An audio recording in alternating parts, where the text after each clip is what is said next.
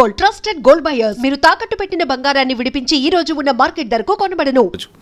ఆయన ఎందుకు చేయలేదు అర్థం కావట్లేదు. Maybe Russians insisted on these two women to be there in the interview, or even Rajdeep Sardesai would have been a good choice.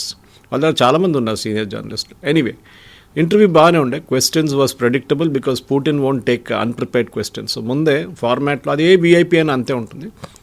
Even Trump also off the cuff remarks చాలా dangerous. మీరు చూసుంటారు, చెప్పేటప్పుడు ఒక్కొక్కసారి చెప్పేస్తాం. జెలెన్స్కీతో జరిగిన పెద్ద కొట్లాడ వైట్ హౌస్లో మనం అందరు చూసాం. మనది it was a kind of unprepared script అది. And it was a disaster, PR disaster for both. ట్రంప్కి పిఆర్ డిజాస్టర్, వ్యాన్స్కి పిఆర్ డిజాస్టర్, జెలెన్స్కీ కూడా పిఆర్ డిజాస్టర్. కానీ ఇంటర్వ్యూలో మీరు చూస్తుందంటే 3-4 సెగ్మెంట్స్గా డివైడ్ చేసుకున్నారు వాళ్ళు. He divided or the India Today team divided తెలియదు మనకి. ఏం చేశాడు, ఒక్క సెగ్మెంట్లో he spoke about defence, Ukraine war ఇంకో సెగ్మెంట్లో, ఇంకో సెగ్మెంటు ట్రంప్ గురించి, and then it goes on to the rest of the thing. ఆయన ఫిలాసఫీ గురించి మాట్లాడారు. దాంట్లో first without going in a sequence it's మనం చూసుకుంటే ఫస్ట్ ట్రంప్ మోదీ రిలేషన్షిప్ గురించి అడిగారు. మోదీ గారుకి మీకు ఎట్లాంటి ఇంప్రెషన్ ఉంది మోదీ గారి గురించి అంటే, మేము చాలాసార్లు కలిసాం. In fact Modi and Putin last 11 సంవత్సరాలు 17 సార్లు కలిశారు. దాంట్లో 2-3 సార్లు భారతదేశానికి వచ్చారు అంతే, మిగతా అన్ని సమిట్స్లో కలిశారు ఆయన. సో ఆయన మోదీ గారి గురించి ఏం చెప్పారంటే, హీ కెనాట్ బి పుష్డ్. ఆయన ఒక your country should be proud of him అన్నారు. ఎందుకంటే ఆయన ఒక స్ట్రాంగ్ స్టేట్మెంట్ తీసుకుంటారు, స్ట్రాంగ్ పొజిషన్ తీసుకుంటారు, దాని నుంచి ఆయన కదలరు. మిగతా దేశాలకు అట్లా కాదు. మిగతా దేశాలు చూసాం మనం, పాకిస్తాన్ వాళ్ళంతా పిలిస్తే అక్కడ వైట్ హౌస్ చేరుకుంటారు నెక్స్ట్ డే మార్నింగ్. మోదీ అది కాదు. ఈవెన్ కెనడా నుంచి రిటర్న్ వస్తున్నప్పుడు G8 సమ్మిట్ నుంచి ట్రంప్ పిలిపించారు వైట్ హౌస్కి రమ్మని చెప్పేసి. ఈ side I will not come, I'm going to Croatia. Trump చెప్పారంట, క్రొయేషియా చాలా చిన్న country, why do want go there, come here no, white హౌస్కి రండి, ఐ విల్ రిసీవ్ యూ అన్నారు. And he knew what is come. చాలా క్లియర్గా మోదీ గారికి అప్పుడు తెలిసిపోయింది అక్కడ అఫ్సీమ్ మునీర్ ఉన్నారు, వీళ్ళిద్దరిని చేయగలిపి నేనే వార్ ఆపానని చెప్పడానికి చేసిన ఒక అటెంప్ట్ ఒప్పించడం. ఎనీవే, సో అదొక మోదీ గారి గురించి ఒక ఇంటర్నేషనల్ ఇమేజ్. సరే మీరు చెప్పొచ్చు, మనం చాలామంది చెప్తారు ఆయన మ్యూచువల్ అడ్మిరేషన్ సొసైటీ అంటాం ఇంగ్లీష్లో. మోదీ గారు పుటిన్ గురించి, పుటిన్ గారు మోదీ గురించి మంచిదని చెప్పుకుంటారని. కానీ ఇంటర్నేషనల్ లెవెల్లో ఒక స్టేట్స్మెన్ మాట్లాడుతున్నప్పుడు at least top 3-4 Trump, Putin, Modi, German chancellor లేకుంటే మ్యాక్రాన్ అండ్ యూకే స్టార్మర్, ఇట్లాంటి వాళ్ళు మాట్లాడుతున్నప్పుడు చాలా మట్టుకు ద వరల్డ్ విల్ వాచ్ ఏం చెప్తున్నారు వీళ్ళు అని చెప్పేసి. దానికి చాలా మందికి వెయిట్ క్యారీ చేస్తుంది. జర్మనీ, ఫ్రాన్స్ని కూడా పక్కన పెట్టవచ్చు ఎందుకంటే అంతా ఇప్పుడు వాళ్ళకి ఇన్ఫ్లుయెన్స్ లేదు వరల్డ్ పాలిటిక్స్లో, geopolitics. Even Australia doesn't have it. కానీ ట్రంప్ అండ్ పుటిన్ చాలా సీరియస్. అండ్ దాని plus Xi and Modi is the next level. వీళ్ళు ఏం చేస్తారు, ఎట్లా బిహేవ్ చేస్తారు అనేది లోకమంతా చూస్తూనే ఉంటారు. సో మనం రష్యా వార్ తీసుకొచ్చినప్పుడు పుటిన్ అడిగారు, మీరు ఎందుకు ఈ వార్కి వెళ్ళారు? ఆయన ఏం చెప్పారంటే, మీరు లాస్ట్ 3 సంవత్సరాల వార్ గురించి, యుద్ధం గురించి మాట్లాడుతున్నారు యుక్రెయిన్, కానీ ఇది మొదలైంది 8 సంవత్సరాల ముందు, మీకు తెలుసా అని అడిగారు. ఆయన రీజన్ ఎక్స్ప్లెయిన్ చేశారు, విచ్ ఐ థింక్ ఒక పొలిటికల్ సైన్స్ స్టూడెంట్కి కూడా, ఒక నార్మల్ వ్యూవర్ కూడా అది అర్థమవుతుంది యుక్రెయిన్ వార్ ఎక్కడి నుంచి స్టార్ట్ అయిందని. ఆయన ఏమంటున్నారంటే, మా వైపు రష్యన్ స్పీకింగ్ టెరిటరీస్ ఉన్నాయి. అది జఫ్రోసియా ఉండొచ్చు, డాన్స్క్ ఉండొచ్చు, మిగతా రీజన్ అన్నీ ఉండొచ్చు. ఆ టెరిటరీస్ని ఇండిపెండెంట్ కంట్రీస్గా వాళ్ళు డిక్లేర్ చేసుకున్నారు. USSR స్ప్లిట్ అయినప్పుడు తజికిస్తాన్, ఉజ్బెకిస్తాన్, యుక్రెయిన్ అన్నీ చాలా మట్టుకు దేశాలు తయారైనాయి. దాంట్లో ఇది కూడా చిన్న చిన్న దేశాలు, Crimea and all. Russia Crimea మీద దాడి చేసి రష్యా అనెక్స్ చేసుకునేందుకంటే Ukraine was trying to attack అనమాట. దాని తర్వాత డాన్స్క్, దాని తర్వాత జోఫ్రోసియా, ఇట్లాంటి చాలా మటుకు ఒక కారిడోర్ లాగా క్రియేట్ చేశారు ఈస్టర్న్ బార్డర్లో, రష్యన్ ఈస్టర్న్ బార్డర్. ఎందుకంటే చాలా డేంజరస్ ఏంటంటే, ఇది నేటో ఇటువైపు నుంచి వస్తుందని భయం ఉంది పుటిన్కి. ఈయన కామెడియన్గా ఉన్నప్పుడు కూడా మనందరూ తెలిసిన కామెడియన్ని ప్రెసిడెంట్ చేస్తే ఇట్లానే అవుతుందని. And he didn't blame only Zelensky, even predecessor కూడా, ఆయనకు ముందున్న ప్రెసిడెంట్ కూడా సేమ్. ఎందుకంటే ఈయనే కాదు ఆయన కిందకి దింపింది కూలో. సో చెప్పారు, వీళ్ళు ఈ రష్యన్ టెరిటరీని కాన్కర్ చేయడానికి ట్రై చేసినప్పుడు I had to protect them. వాళ్ళు రష్యన్ మాట్లాడతారు, మా టెరిటరీ అది, నేను వాళ్ళని మా దగ్గర పెట్టుకోవాలని చెప్పట్లేదు, వాళ్ళు ఇండిపెండెంట్ కంట్రీగా ఉండని. కానీ మీరెందుకు వాళ్ళ మీద దాడి చేస్తున్నారు? దే ఆర్ డిఫెన్స్లెస్, చిన్న నేషన్ వాళ్ళదంతా ఆయుధాలు లేవు, వాళ్ళదంతా పెద్ద ఆర్మీ లేదు, ఏం లేదు. That is a very important point to understand. ఈ వార్ ఎక్కడ, యుద్ధం ఎక్కడ, and is blaming Europe more than US. European నేషన్స్కి అస్సలు భయం రష్యా అంటే. రేపు ఎక్కడొచ్చి మా మీద దాడి చేస్తారో అని ఇప్పుడు కూడా రష్యాకి భయం ఉంది. ఎందుకంటే మన అందరు తెలిసిందే సెకండ్ వరల్డ్ వార్లో జర్మన్స్ని ఫైట్ చేసింది, రియల్గా ఫైట్ చేసింది రష్యా. అక్కడి నుంచి హిట్లర్ డౌన్ఫాల్ మొదలైంది. హిట్లర్ రష్యాకి వెళ్ళకుండే, ఆ రోజు క్రెమ్లిన్కి వెళ్ళి అటాక్ చేసుకుంటే, సెయింట్ పీటర్స్బర్గ్ అటాక్ చేయకుంటే, యూరోప్లోనే ఉండిపోతే బహుశా సెకండ్ వరల్డ్ వార్ ఇంకా ఎక్స్టెండ్ అవుతుండే. ఏ రోజు రష్యాకి వెళ్ళారో ఆ వింటర్లో వాళ్ళ ఆర్మీ మొత్తం కంప్లీట్గా ఇమ్మొబిలైజ్ అయిపోయారు. ఆ రోజు నుంచి హిస్టరీ మనకందరూ తెలిసిందే. ఈ యుద్ధం గురించి చాలా డీటెయిల్గా మాట్లాడి ఐ వాజ్ రియలీ ఇంప్రెస్డ్. ఎందుకంటే చాలా మెజర్డ్గా మాట్లాడారు, ఫాస్ట్ కాదు, చాలా మెజర్డ్గా. మీరు చూసారు కదా ఇంటర్వ్యూ, చాలా మెజర్డ్గా మాట్లాడుతున్నాం. The translator also was equally good. కానీ ఇంపార్టెంట్ అంటే దాంట్లో కొన్ని ఎకనామిక్ పాయింట్స్ కూడా తీసుకొచ్చారు. అడిగారు క్వశ్చనర్ ఆస్ట్, మీరు ఆయిల్ గురించి మాట్లాడుతున్నారు, హైడ్రోకార్బన్స్ అంట, వాళ్ళు ఆయిల్ అని చెప్పారు. ఇప్పుడు హైడ్రోకార్బన్స్ గురించి మాట్లాడు. ఈ said it is an energy security. ఒక దేశానికి మాకు నెక్స్ట్ 2 సంవత్సరాలు కావాల్సిన హైడ్రోకార్బన్స్ మా దగ్గర ఉండాలి. సో మేము దాడి చేసినప్పుడు యుక్రెయిన్ మీద, మేము మా టెరిటరీని ప్రొటెక్ట్ చేయడానికి చేస్తే యూరోప్, యూఎస్ అందరు కలిసి మా మీద ఒక బ్యాన్ పెట్టారు. ఒకటి, ఇంటర్నేషనల్ కరెన్సీ నుంచి బ్లాక్ చేసి పడేశారు. స్విఫ్ట్ అని చెప్పి ఇంటర్నేషనల్ కరెన్సీ ట్రాన్సాక్షన్ ఒక మెకానిజం ఉంది. ఆ సాఫ్ట్వేర్ నుంచి వీళ్ళని బయటికి తొలగించేశారు. నెక్స్ట్, వీళ్ళ దగ్గర నుంచి ఎవరు ఆయిల్ కొనకూడదని చెప్పారు. మనం ఎప్పుడు ఆయిల్ గురించి, కవిత గారు మీకు తెలిసిందే, ఆయిల్ ఎప్పుడైనా మార్కెట్లో సప్లై తగ్గుతాయి. It's like economics, supply and demand అన్నమాట. సప్లై తగ్గితే రేట్లు పెరిగిపోతుంది, సప్లై ఎక్కువైతే రేట్లు పడిపోతుంది. So Saudi Arabia and other కంట్రీస్కి ఒక బాడీ ఉండే ముందు కాబట్టి ఓపెక్. ఇప్పుడు ఎప్పుడూ ఓపెక్ గురించి మాట్లాడలేదు.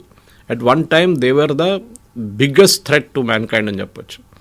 కానీ యూఎస్ ఒక చాలా మంచి స్ట్రాటజీ యూజ్ చేసి ఓపెక్ని కంప్లీట్గా నోబడి చేసేసారు.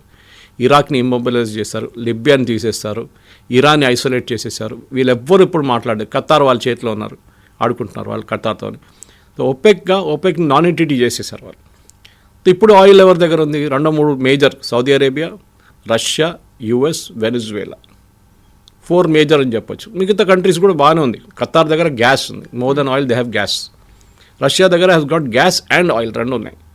ఈ రష్యన్ ట్రేడ్ చేసేది అదే అడిగారు. మీరు చైనా మనకన్నా ఎక్కువ కొంటున్నారు, మరి చైనా మీద ఎందుకు ఆంక్షలు పెట్టలేదు, ఎందుకు టారిఫ్ పెట్టలేదు అంటే he had a very clear explanation. He said China US supply చైన్లో డిపెండెంట్ అయి ఉన్నారు చైనా మీద, మ్యాగ్నెట్స్ కోసం, రేర్ ఎర్త్స్ కోసం.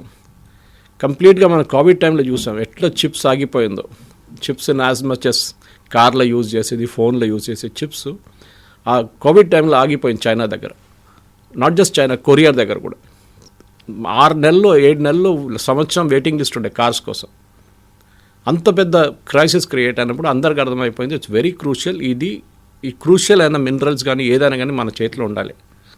దానికోసం యూఎస్ ఇప్పుడు చైనాతోని చాలా ఫ్రెండ్లీగా ఉన్నారు, అంత కొట్లాడు. ఎందుకంటే ఇనిషియల్ స్టేజ్లో 225%, 300% అని మాట్లాడారు ట్రంప్. తర్వాత దిగొచ్చారు. ఎందుకంటే ఆయనకు కావాలంటే he has to take the rare earths from China, magnets కూడా వాళ్ళ దగ్గర తీసుకోవాలి. ఇవంతా యూఎస్ కూడా ఇప్పుడు మొదలు పెట్టారు వాళ్ళ ప్రొడక్షన్. మనం కూడా కొత్త పాలసీ అనౌన్స్ చేసాం, 9 సంవత్సరాలు we'll become self sufficient in magnets. మనం కూడా ఆఫ్రికా నుంచి తెచ్చుకుంటున్నాం, మిగతా సోర్సెస్ని మన కంట్రీలో కూడా ఉంది కొంచెం resources. So president Putin I really was impress. ఎందుకంటే I think he's the longest serving politician today. Atal Bihari Vajpayee నుంచి మా మోదీ దాకా చూసుకున్నారు ఆయన, అన్ని ప్రధానమంత్రులు. And there also other countries also ఎన్ని యూఎస్ ప్రెసిడెంట్స్ చూసారు ఆయన ఇప్పుడు దాకా. బుష్ నుంచి he has seen till Biden and Biden to Trump. ప్రపంచం మారిపోవడాన్ని ఆయన చూసారంతా. And he still there and looks very fit. So ఈ పాయింట్ ఆఫ్ వ్యూలో రష్యాని ఐసోలేట్ చేయడానికి ట్రై చేసిన దాన్ని ఆయన జస్టిఫై చేశారు. వీళ్ళు ఏం తప్పు చేస్తున్నారు యూఎస్ అనేది. అక్కడే మీరు చెప్పిన ఒక క్రూషియల్ మ్యాటర్ డిఫెన్స్ గురించి మాట్లాడుతున్నప్పుడు బయటకు వచ్చింది. డిఫెన్స్ మీరు చాలా మటుకు రష్యా డిఫెన్స్ ఎక్విప్మెంట్ యూఎస్ ఇండియాకి అమ్ముకుంటారు. ఎప్పటి నుంచో మిగ్ సిరీస్ నుంచి స్టార్ట్ అయింది మన రిలేషన్షిప్. S-400 గురించి మాట్లాడారు, S-500 గురించి మాట్లాడితే ఆయన ఏమన్నారంటే you use that word beautifully, we don't sell, we share. అంటే మేము ఒకరికి వెళ్ళి ఒక ఆయుధమో లేకుంటే ఒక షిప్పో లేకుంటే ఒక ఎయిర్క్రాఫ్ట్ ఇవ్వట్లేదు. We're sharing the technology with them. Maybe not the entire technology, కానీ క్రూషియల్ టెక్నాలజీ వాళ్ళతో షేర్ చేస్తున్నాం. కొన్ని కేసెస్లో లైక్ ఇండియాతో MiG-29 సిరీస్ ఇక్కడే తయారు చేస్తున్నాం మనం ఇప్పుడు. అండ్ మోస్ట్ ప్రాబ్లీ SU-57 వస్తే అంతే అవుతుంది. S-500 సిరీస్ వస్తే అది కూడా మనం ఇక్కడ బహుశా తయారు చేస్తాం. And he mentioned about BrahMos. He said that is joint venture. And then he mention about Kalashnikov rifles ఇప్పుడు యూపీలో ప్రొడ్యూస్ చేస్తున్నారు. చాలా ఒక కంప్లీట్ గ్యామెట్ ఆఫ్ డిఫెన్స్ గురించి మాట్లాడుతూ స్పెసిఫిక్స్కి వెళ్ళలేదు.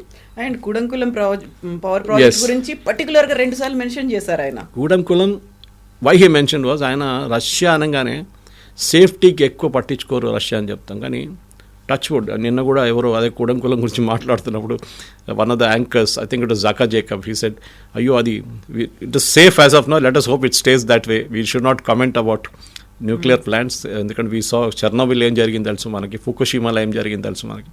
So as of now safe ఉంది. కానీ ఇప్పుడు మనం చిన్న చిన్న రియాక్టర్స్కి వెళ్తున్నాం. ఒక ట్రక్లో పెట్టుకొని తీసుకెళ్ళచ్చు రియాక్టర్ని, అంత చిన్న రియాక్టర్ తయారు చేస్తున్నాం. ఒక చిన్న టౌన్ని మొత్తం లైటప్ చేయొచ్చు, లేకుంటే చిన్న ఒక డేటా సెంటర్ మొత్తం లైటప్ చేయొచ్చు. ఎందుకంటే ఇప్పుడున్న డేటా సెంటర్స్ ఏఏ సెంటర్ విశాఖపట్నం రాబోతుంది, వాళ్ళకి డెడికేటెడ్ పవర్ యూనిట్ కావాలి, బ్యాకప్ కాదు, డెడికేటెడ్ పవర్ యూనిట్, గ్రిడ్ నుంచి కాదు. గ్రిడ్ నుంచి కరెంట్ వస్తుంది పోతుంది, అది ఒక not even microsecond of power should go off data సెంటర్స్లో. సో అట్లాంటి దానికి చిప్స్ తయారు చేసే సెంటర్స్కి same thing, the consumer lot of power and water, ఈ రెండు ఉండాలి అడిక్వేట్ క్వాంటిటీ. సో దీనికి ఉన్న దాని గురించి మాట్లాడుతూ ఏమన్నారంటే కూడం గురించి మాట్లాడిన తర్వాత చూడండి మేము సప్లై చేసాం, we're the best and he mention one name of an Russian company also saying మేము తయారు చేసే న్యూక్లియర్ రియాక్టర్స్ చాలా safe, across the world we have installed it, we're the biggest company, we have the to doing that. దాని తర్వాత ఆయన crucial మాట అన్న, ఇప్పుడు భారతదేశం చిన్న రియాక్టర్ కోసం చూస్తున్నారు, స్మాల్ బ్రీడర్ రియాక్టర్స్ మనం చేస్తున్నప్పుడు అది నేను చెప్పినట్లనే డెడికేటెడ్ యూనిట్స్గా దాన్ని మీరు సీలో పెట్టుకోవచ్చు. సీలో you can actually float it or you can put it on a ship. దాన్ని విశాఖపట్నం నుంచి రేపు వద్దు మన కాకినాడ తీసుకెళ్ళాలంటే అక్కడ తీసుకెళ్ళి అక్కడ ప్లాంట్ పెట్టుకోవచ్చు. So it is very safe and సీలో ఉంది. అది ఏమైనా ప్రాబ్లం ఉంటే కూడా it will stay in the sea only, it won't come to the land part of it. ఇది ఒక పెద్ద అడ్వాంటేజ్. అది కూడా ఆ టెక్నాలజీ కూడా మనకు రాబోతుంది బహుశా ఇప్పుడు, because he has indicated that we can give it. France and Germany వాళ్ళు కూడా బిడ్ చేస్తున్నారు దానికి మన దగ్గర స్మాల్ బ్రీడర్ రియాక్టర్స్కి. అది కాకుండా I think he made a couple of more comments on ఆ కార్ జర్నీ గురించి మాట్లాడారు. ఎగ్జాక్ట్లీ కార్లో కూర్చొని ఏం మాట్లాడారంటే అసలు ఏం జరిగింది అంతసేపు ఏం చేశారు కార్లో, అది మొత్తం చెప్పారు, డిప్లొమాటిక్ ఆన్సర్ అది. మేము మాట్లాడుకున్నాం జనరల్ ఇంట్రెస్ట్ అని I was waiting and Modiji came, I asked him when you get in my car అని చెప్పి మేము వెళ్ళాం. అక్కడ వెళ్ళంగానే ఇంకొక 15 నిమిషాలు మాట్లాడుకున్న తర్వాత దెన్ ఆ హోస్ట్ అందరు వెయిట్ చేస్తున్నారు బయట, బాగుండదు మనం కూడా వెళ్తామని చెప్పి కార్ నుంచి దిగారని చెప్తున్నారు. అదే థింగ్ వాజ్ రిపీటెడ్ యెస్టర్డే. వీళ్ళిద్దరు ఎయిర్పోర్ట్ నుంచి పాలెం టెక్నికల్ ఏరియా నుంచి they went in Modiji's car. Usually Putin travel చేయరు, ఇంకొక కార్లో వెళ్ళే ప్రసక్తే లేదు. But I think for a change ముందే చెప్పేసి ఉంటారు, సెక్యూరిటీ క్లియరెన్స్ అంతా ఉంటుంది. సో ఆ కార్లో వెళ్ళారు వాళ్ళిద్దరు. అది కాకుండా కవిత గారు one important thing happen last night, చాలా మటుకు చాలామంది మిస్ చేసేసారు. అది ప్రధానమంత్రి ఇంట్లో ఒక స్పెషల్ డిన్నర్ ఇచ్చారు. అవును, ఎప్పుడు జరగదు. ఎవరైనా ఇప్పుడు ఇండియన్ క్రికెట్ టీం మన కప్పు గెలుచుకొచ్చినప్పుడు blind cricket team and women's cricket team వీళ్ళిద్దరికీ హై టీ అంతే. దాని తర్వాత ఎవరైనా విజిటర్స్ వచ్చినప్పుడు మోదీ గారు వాళ్ళు పిక్చర్ షేర్ చేస్తారు, వాళ్ళతో నేను సమోసా తినిపించాను, జిలేబీ తినిపించాలని చెప్పేసి. డిన్నర్ ఎప్పుడు లేదు అక్కడ, స్పేస్ లేదు. First of all it's very small place. Rashtrapati Bhavan అనగానే అది హ్యూజ్ ప్లేస్, అక్కడ స్టేట్ డిన్నర్స్ ఎప్పుడు జరుగుతూ ఉంటుంది. సో దీంట్లో చాలా మటుకు crucial was this part, that నేను అక్కడ విందు స్పెషల్గా పూటిన్కి ఇచ్చాను. ఎయిర్పోర్ట్కి వెళ్ళి రిసీవ్ చేశా అంటే okay, he has done it before also. Putin గారు కూడా చేశారు. అది కాకుండా మొహమ్మద్ బిన్ సల్మాన్ వచ్చినప్పుడు కానీ, ఈయన ఖతార్ ఎమీర్ వచ్చినప్పుడు చాలామంది అట్లాంటి మెయిన్లీ సీరియస్ పీపుల్కి మోదీ గారు సీనియర్ వాళ్ళకి వెళ్ళి రిసీవ్ చేస్తారు ఎయిర్పోర్ట్ రిసీవ్ పక్కన పెడితే. కానీ dinner was very very crucial. ఇప్పుడు ఈ రోజు మన యాజ్ వీ స్పీక్ బహుశా ఇంకా కొంచెం సేపట్లో they gonna have a formal press conference. So దాని గురించి అడిగారు, ఏదైనా మేజర్ అనౌన్స్మెంట్స్ ఉండబోతుందంటే వెయిట్ చేయండి. కవిత గారు మన దగ్గర కొన్ని మీడియా హౌసెస్ చాలా ఎక్సైట్ అయిపోయారు లాస్ట్ 3-4 రోజులు. SU-57 అగ్రిమెంట్, S-500 అగ్రిమెంట్, అది S-400 ప్రొడక్షన్ ఫెసిలిటీ ఎక్స్ట్రా అదని. But one should remember, international లెవెల్లో డిఫెన్స్ ఎక్విప్మెంట్ ఆర్డర్ చేస్తున్నప్పుడు ప్రాసెస్ చాలా పెద్ద ప్రాసెస్ అది. ఫర్ ఎగ్జాంపుల్ RFP అంట, రిక్వెస్ట్ ఫర్ ప్రపోజల్. మీరు మైక్ కొనాలంటే ఒక 1,00,000 మైకులు కావాలంటే మీరు డైరెక్ట్ మార్కెట్కి వెళ్ళి కొనలేరు. First you will put proposals, దీని ఇంపిడెన్స్ ఎంత ఉండాలి, దీని సౌండ్ ఎంత ఉండాలి, దీని రేంజ్ ఎంత ఉండాలి, ఒక టెక్నికల్ పారామీటర్స్ మొత్తం తీస్తారు. దాని తర్వాత RFP పెడతారు, దానికి రిక్వెస్ట్ ఫర్ ప్రపోజల్ అంటే it like a tender, open tender. దాన్ని చూసి టర్మ్స్ అండ్ కండిషన్ చూసి 10 రోజులు టైం ఇచ్చిన తర్వాత చాలామంది అప్లై చేస్తారు. Something very similar. ఇప్పుడు SU-57 కొంటున్నారంటే అటువైపు అమెరికా చూసుకుంటూ కూర్చున్నారు, వరల్డ్ పోలీస్ మెన్ ఉన్నారు పక్కన. మా దగ్గర F-35 ఉంది, ఎందుకు కొనట్లేదు? సో ఎస్టర్డే ఇంకొక ఇంటర్వ్యూ చూసాను, అయితే ఐ థింక్ మన ప్రేక్షకులు కూడా link or they should watch it. Is Fareed Zakaria with I think జాకా జేకబ్. ఫరీద్ జకారియా CNN ఉంటారు ఆయన ఇప్పుడు. సో చాలా మంచి ఇంట్రెస్టింగ్ ఇంటర్వ్యూ. ఈయన ఫరీద్ చాలామంది అనుకుంటారు ఈజ్ అన్ అమెరికన్, కాదు, he is Mumbai it's who became an American citizen. Fareed ఏమన్నారంటే Trump is a transactional man. మీరు ఆయన ఒక చెట్టు మీద ఎక్కి కూర్చోబెట్టండి, ఈడ్ బీ వెరీ హ్యాపీ. మీరే దేవుడు, మీకన్నా పెద్దోడు ఎవరు రాలేదు ఈ లోకంలో ఇప్పుడు దాకా అని చెప్పగానే ఆయన చాలా హ్యాపీ అయిపోతాడు. అండ్ గివ్ వన్ ఎగ్జాంపుల్ వచ్చి చాలా మంచి ఎగ్జాంపుల్ ఇచ్చారు. ఈ ట్రంప్ ఫస్ట్ టైం ఆఫీస్కి వచ్చినప్పుడు there was a scene where Son మన ఈయన సన్ ఇది bank SoftBank chief, Oracle and AI Sam Altman అనుకుంటే వీళ్ళు ముగ్గురిని తీసుకొచ్చి we're going to invest $500 billion in the US అన్నారు. పెద్ద ప్లాంట్ సెటప్ చేస్తున్నది ఇదని చెప్పి 6 నెలల $1 billion కూడా ఇన్వెస్ట్ కాలేదు ఇప్పుడు దాకా. Trump likes that moment, photography moment, That hype. నేను ఇంత ఇన్వెస్ట్మెంట్ తీసుకొస్తున్నాను యూఎస్కి అని చెప్పి వాళ్ళ ఆడియన్స్కి అపీల్ చేస్తున్నారు. వాళ్ళ ఆడియన్స్ కూడా మర్చిపోతారు 2 వారాల తర్వాత వాడు ఏం చెప్పిండో ఏం అడిగిండో అని. What did Sam Altman speak, what did Son of what did Oracle chiefs, ఇవన్నీ మర్చిపోతారు. కానీ ఆ ఇంపాక్ట్ ఉంటుంది. So what is saying is don't antagonise Trump. అంటే ఆయన మీద మీరు ఆయనతో కొట్లాడబెట్టుకోకండి, కీప్ హిమ్ హ్యాపీ. ఓకే, మంచిగా నెక్స్ట్ టైం ఇక్కడ వచ్చినప్పుడు ఆప్టిక్స్ ఏంటి మంచిగా గోల్ఫ్ కోర్స్ అక్కడ తీసుకెళ్ళండి. ఈజ్ అ గోల్ఫ్ ఫ్యానటిక్, అక్కడ తీసుకెళ్ళి ఇండియాస్ టాప్ గోల్ఫర్స్ని పెట్టండి. Then you can have a game with. These are very important moments. ఇప్పుడు కూడా చూడండి, ఈ పుటిన్ వచ్చే ముందు just 2 days or 3 days before మనం పెద్ద హెలికాప్టర్ డీల్ సైన్ చేసాం యూఎస్తో. దానికన్నా ముందు మనం ఒక మిసైల్ డీల్ సైన్ చేసాం. దాన్ని మనం అక్కడి నుంచి కూడా కొంటున్నాం. రష్యా వైపు నుంచి ఒకటే కొనుక్కుంటే మనకు ప్రాబ్లం వస్తుంది రేపు. ఒకటి, రష్యన్ ఇండస్ట్రీ ఈ యుద్ధం తర్వాత చాలా మటుకు ధ్వంసం అయిపోయినాయి మొత్తం. దానికోసం చెప్పాను నేను, ఇప్పుడు రష్యా దగ్గర నుంచి Su-57 తీసుకుంటే కూడా టెక్నాలజీ ట్రాన్స్ఫర్ ఇస్తే కూడా వాళ్ళ దగ్గర నుంచి ఎంత టెక్నాలజీ మనకు వస్తుందో మనకు తెలియదు. ఎందుకంటే వాళ్ళ industry is down and out, వాళ్ళ దగ్గర డబ్బులు లేవు. ఈవెన్ దో పుటిన్ నా ఇంటర్వ్యూలో చెప్పారు our economy is doing very well అంటే, కానీ అందరు తెలిసిందే వాళ్ళు $300 million యూరోపియన్ బ్యాంక్స్లో పడింది, వాళ్ళు సీజ్ చేసుకున్నారు, యూక్రెయిన్ వాడుకుంటున్నారు ఆ డబ్బులు ఇప్పుడు.